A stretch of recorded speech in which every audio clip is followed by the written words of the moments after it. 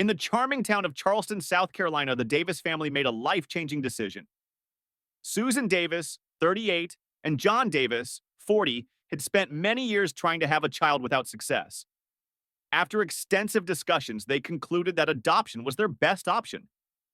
They adopted a 6-year-old girl named Lily, who quickly became the center of their world, filling a void they had felt for so long. Susan, a dedicated primary school teacher known for her caring nature, and John, a successful and respected lawyer, worked together to create a loving and stable home where Lily thrived. The adoption process was lengthy and demanding, but the happiness Lily brought into their lives made every challenge worthwhile. She was an intelligent and curious child, bursting with energy and enthusiasm. Susan and John devoted themselves to ensuring Lily had everything she needed to flourish.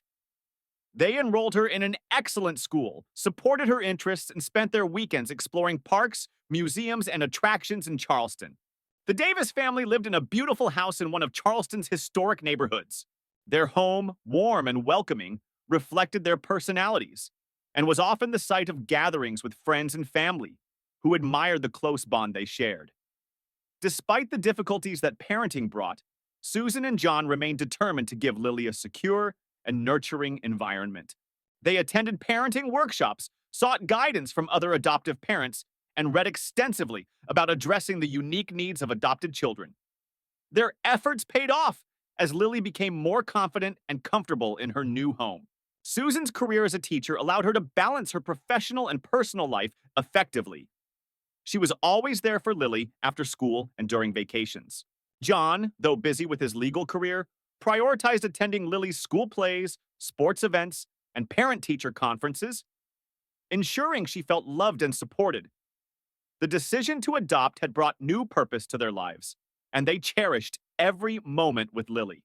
The struggles they had faced in trying to have a biological child seemed insignificant compared to the joy she brought into their family. As the years passed, the Davis family thrived. Lily excelled academically, formed close friendships, and developed a deep bond with her parents. Susan and John were proud of the family they had built and looked forward to the future with hope and optimism. On the surface, their life seemed ideal. Lily grew into an intelligent and perceptive teenager, succeeding in school and extracurricular activities.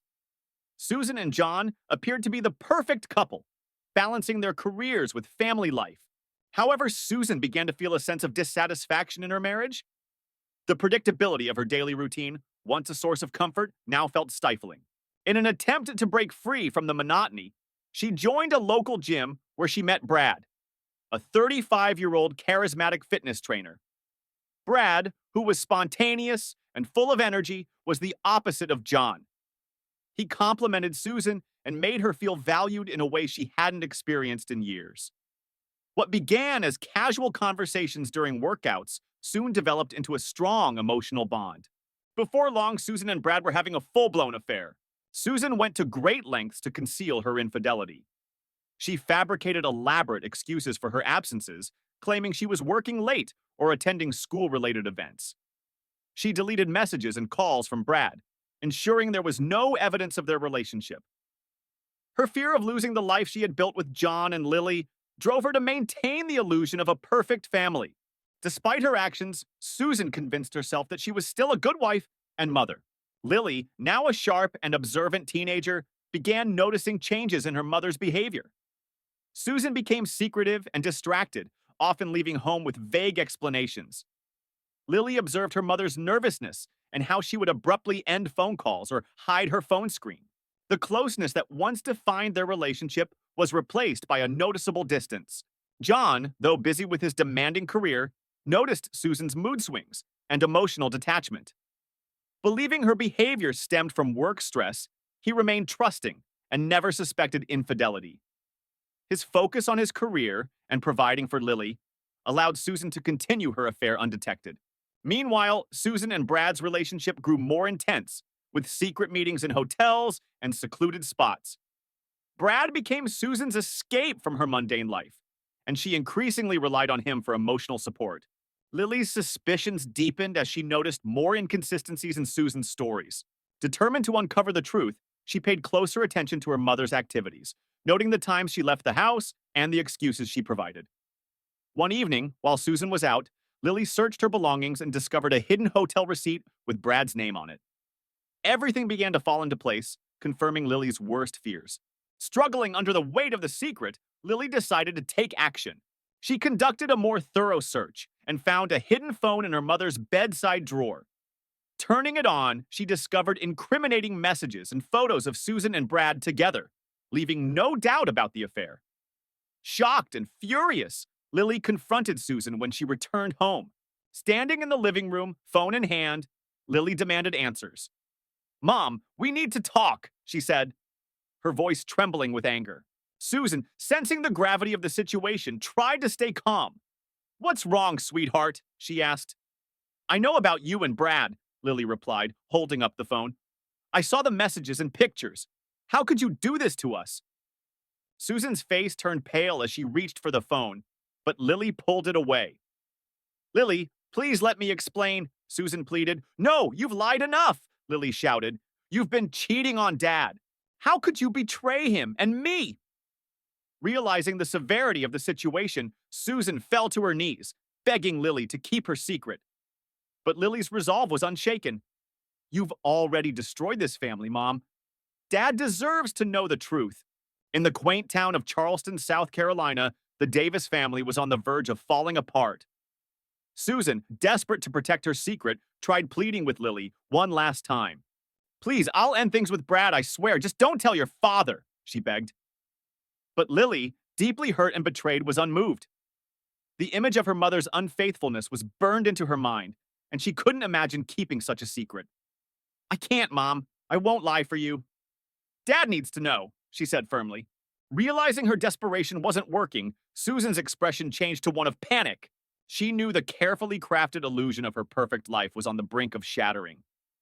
The thought of how John would react filled her with dread. She understood that once the truth came out, there would be no turning back. Frantically searching for a way to stop Lily, Susan tried everything she could, but nothing convinced her daughter to stay silent. Determined, Lily stormed out of the room, heading straight for her father to tell him the truth. She couldn't allow Susan's lies to continue tearing their family apart. As Lily marched down the hall, she could hear Susan's hurried steps behind her. "Lily, wait!" Susan called out, but Lily ignored her. She found John in his study, deeply engrossed in his work. He looked up as Lily entered, immediately sensing her distress. "Lily, what's wrong?" he asked, concern written all over his face. Taking a deep breath to steady herself, Lily replied, "Dad, I need to talk to you." "It's about Mom." John's expression shifted from worry to confusion. "What is it, honey?" he asked. But before Lily could answer, Susan rushed into the room, her face flushed and streaked with tears. "John, please, don't listen to her." "She's mistaken. It's not what she thinks," Susan blurted out. John stood, looking back and forth between his wife and daughter. "What's going on here?" he demanded. Shaking with emotion, Lily held up Susan's phone. "Mom's been cheating on you, Dad. I found her messages and photos with Brad. She's been lying to us." John's face turned ashen as he took the phone from Lily's trembling hand. Scrolling through the messages and photos, his expression darkened with each passing second. Looking up at Susan, his eyes burned with anger and betrayal. "Susan, is this true?" he asked, his voice cold and sharp. Breaking down, Susan could no longer keep up the pretense. "Yes, John, it's true. I'm so sorry. I never wanted this to happen. Please forgive me," she sobbed. John's hands clenched into fists as he dropped the phone onto his desk. "How long?" he demanded. "About a year," Susan admitted, her voice barely audible. Turning away, John was overcome with a storm of emotions: rage, heartbreak, and disbelief. He couldn't look at Susan, the woman he had loved and trusted, who had now betrayed him so completely. "Get out," he said, his voice trembling with fury. "Get out of this house. I can't even look at you right now." Susan tried to approach him, tears streaming down her face, but he pushed her away. "I said get out," he roared. Lily watched the scene unfold, her heart breaking for her father. She had hoped that exposing the truth would bring closure, but instead, it unleashed even more pain and chaos. In the days that followed, Susan became consumed by fear. The aftermath of Lily's revelation had already torn the family apart. John's trust in Susan was shattered beyond repair, and Lily's relationship with her mother had grown cold and distant. Despite everything, Susan clung to a sliver of hope that John might one day forgive her. But every time she tried to reach out, John would immediately reject her, driving her away. Desperation clouded Susan's thoughts, and a horrifying idea began to take root. She realized that as long as Lily was alive, her secret could never truly be safe. The thought terrified her, but the fear of losing her family, her reputation, and her place in the community overpowered her guilt. Driven by a mix of fear and self-preservation, Susan made an unthinkable decision. She would have to kill Lily to ensure her secret remained hidden.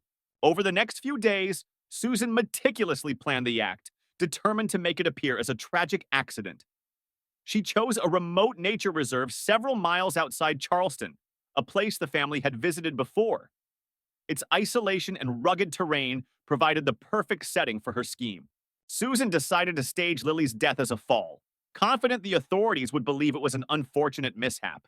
On a sunny Saturday morning, she approached Lily with a proposal. "How about we go for a hike today? Just the two of us, like we used to. We need some time to talk and clear the air." Though wary, Lily agreed, hoping this might be a chance to repair their fractured relationship. Susan's demeanor seemed sincere, and Lily allowed herself to believe her mother might be trying to make amends. They packed a picnic and drove to the nature reserve. The car ride was filled with uneasy silence, each lost in their own thoughts. Susan kept checking the time, ensuring they would reach the most secluded part of the reserve when few hikers were around. When they arrived, Susan led Lily down a narrow, rocky trail deep into the forest. She attempted small talk, but her mind was racing with the horrific act she was about to commit. After about an hour, they reached a steep cliff overlooking a deep ravine. Susan suggested they rest and enjoy the view. Sitting on a large rock, she unpacked the picnic, trying to appear calm while her heart pounded with anxiety.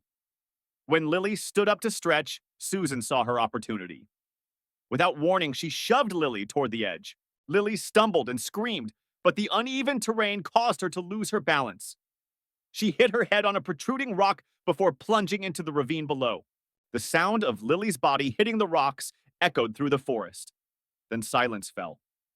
Trembling, Susan stared down at her daughter's lifeless body, the full weight of her actions crashing down on her.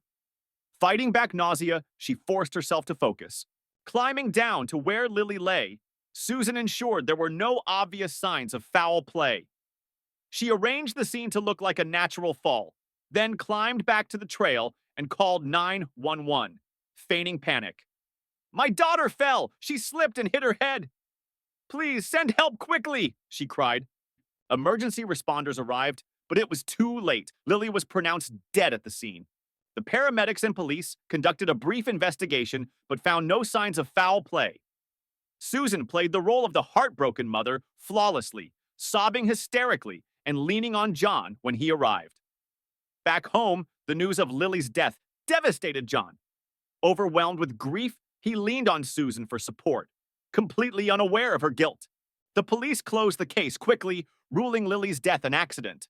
While the community rallied around the Davis family, offering condolences, Detective Sarah Miller, a seasoned investigator, couldn't shake the feeling that something about Lily's death didn't add up.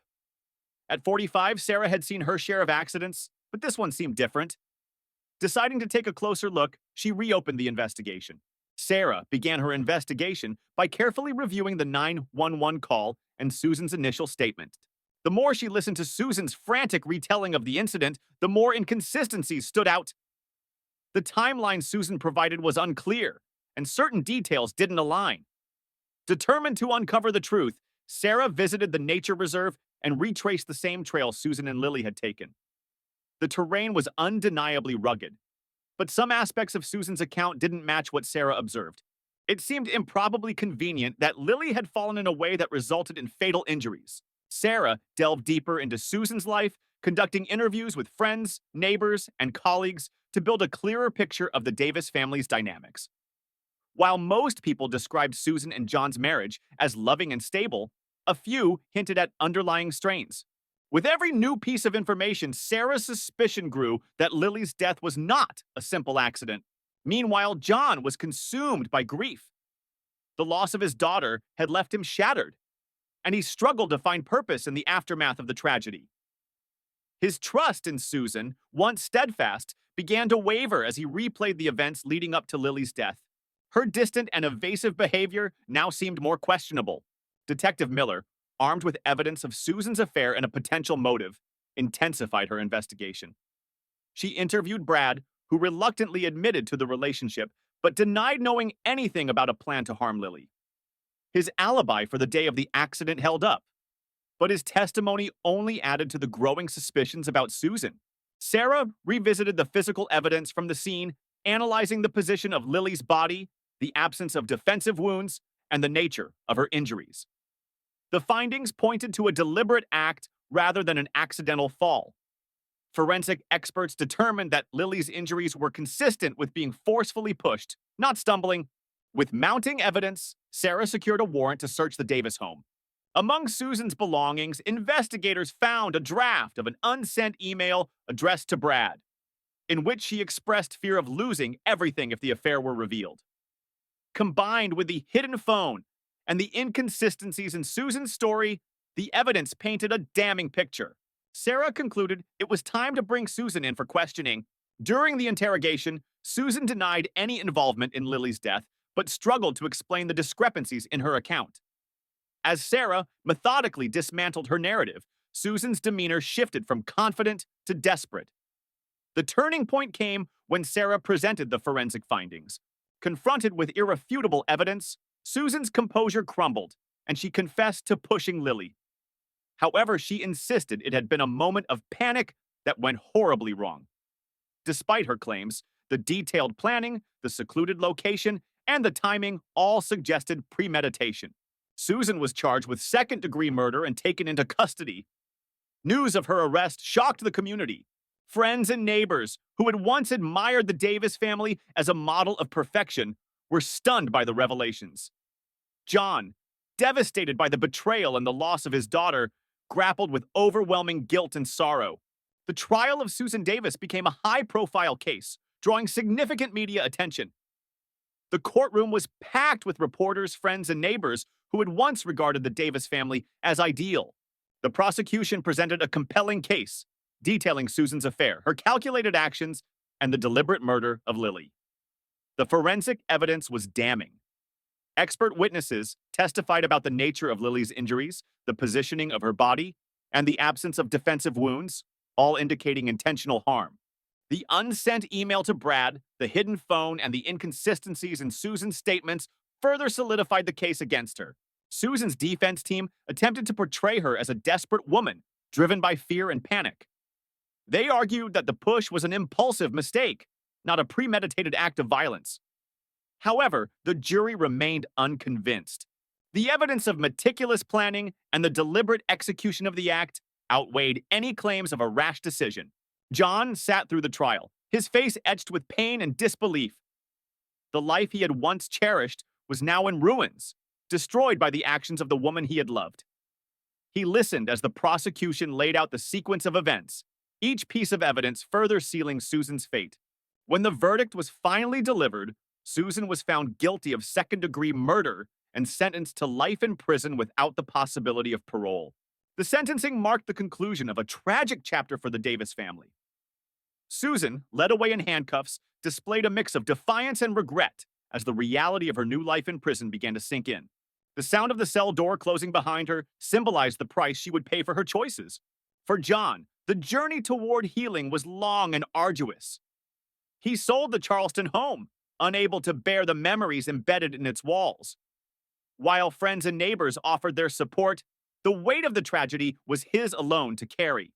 Seeking to honor Lily's memory, he established a scholarship fund in her name to help children in need. Detective Sarah Miller received commendation for her unwavering commitment to justice. Her sharp instincts and dedication had uncovered the truth and ensured that Susan faced accountability for her actions. Though the case was closed, the impact of Lily's death and Susan's betrayal continued to resonate throughout the community, leaving a lasting mark on everyone involved.